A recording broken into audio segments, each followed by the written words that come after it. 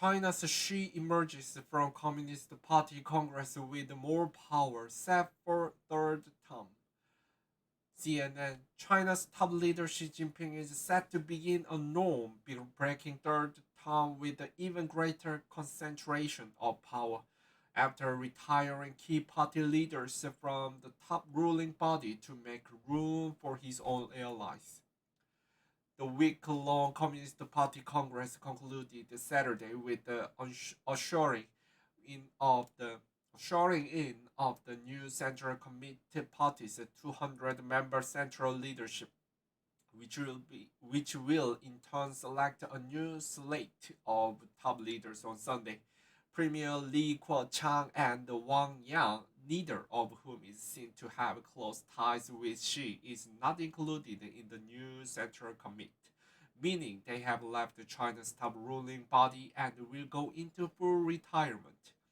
Xi is widely expected to be appointed the party's general secretary for another 5 years on Sunday, paving the way for potential lifelong rule. At 69, he has exceeded an informal retirement ages of 68 for senior party leaders. Xi's name is included in the list of new Central Committee members. Li and Wang are both 67 and eligible to serve another 5 years on the party's Supreme Politburo Standing Committee under retirement norms. Instead, they are retiring early from the party's apex of power in a break with the president in recent decades. Li, China's second highest ranking leader, is required to step down in March as premier by the country's constitution, which only allows the premier to serve 2 terms. Wang, who has the Chinese People's Political Consultative Conference, was previously seen by some as a potential successor to Li. Their surprise departure opens to more spots on the standing committee for Xi to fill with his own allies and proteges. 2 other members on the body are past retirement age and set to step down. A standing committee lineup that fills the body with Xi royalists would change the power sharing arrangement that China has seen since the late 1970s, according to Victor Xi, an expert on elite Chinese politics at the University of California, San Diego. Informally, Xi Jinping's powers are already extremely high. He reconstructed the military, cleansed the security apparatus of other influence, but formally speaking, in the Politburo Standing Committee, even right now, there is the balance of power, where officials historically unaffiliated with him still held the seat. They may come to an end, said Xi, adding such an outcome could create an unhealthy dynamic where she is surrounded by people unused to giving critical policy feedback. Several proteges or allies of Xi have been flagged by watchers of elite Chinese politics as likely candidates for promotion. Those include Cho Kong, party chief of Chen Min-il, 62, one of Xi's longtime close allies and proteges, Ding Shang, 60, who runs the general office of the Communist Party, a position similar to being Xi's chief of the staff, and the Shanghai Party chief Li Qing, 63, who faced a fierce public backlash earlier this year over the city's painful 2 months COVID lockdown. Eyes will also be on Hu Chunhua, 59, a vice premier outside Xi's orbit, who had previously been touted as the potential successor to Xi, who was who was denied the promotion into the standing committee in 2017, stalling his rise. Here, the former leader removed. The party's five-yearly National Congress is carefully choreographed political theater meant to showcase the unity and the legitimacy of the party.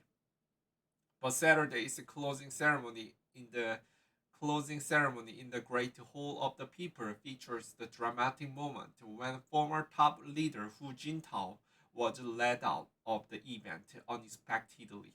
Hu, 79, was seated in a prominent position at the front table on stage, directly next to his successor Xi.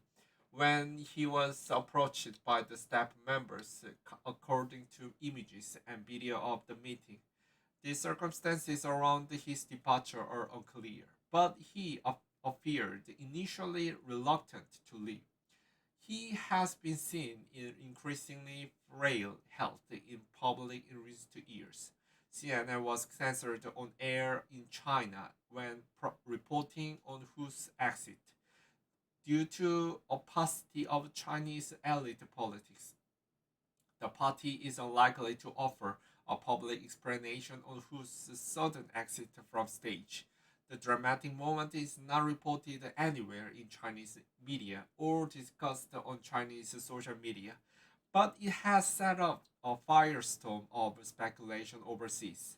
The party congress fell short of expectations among some China experts that she could be anointed with new party titles, new honorifics, or have his political ideology already enshrined in the party charter, formally truncated to Xi Jinping thought, development that would elevate him closer to the status of Mao Zedong, Communist China's founding father.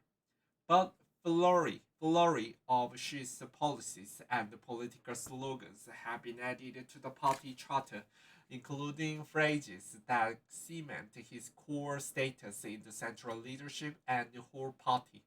The amendment of the party charter, approved by nearly 2,300 delegates in a ceremonial vote, also include one of Xi's hallmark phrases, struggle.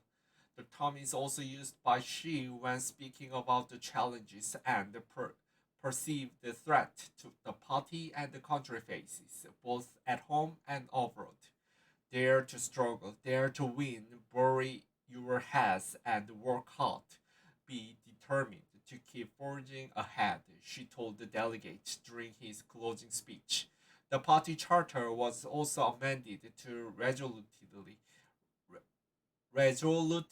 resolutely oppose and contain Taiwan independence. The Communist Party claims the self-governing democratic Iceland as its territory, despite never having controlled it.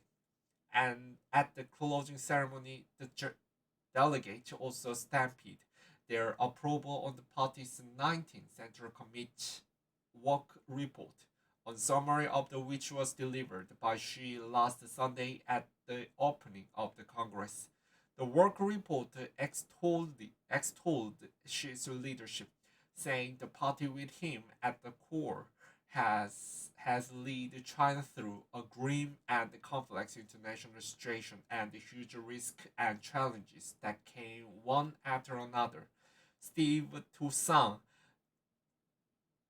director of SOAS China Institute at the University of London, said, like at the previous Congress, where she outlined a vision for China and a rough roadmap to achieve that vision, she merely reiterated the importance of doubling down on the current path, particularly when faced with the headwinds. The main source of headwinds are evil foreign power, particularly the US, which tries to keep China down, so he demanded the people of China to follow even more strongly the nationalist banner flown by the CCP and led by none other, the greatest of CCP leaders, Xi Jinping himself, he said. This is a good news for Xi, but bad news for China and the rest of the world.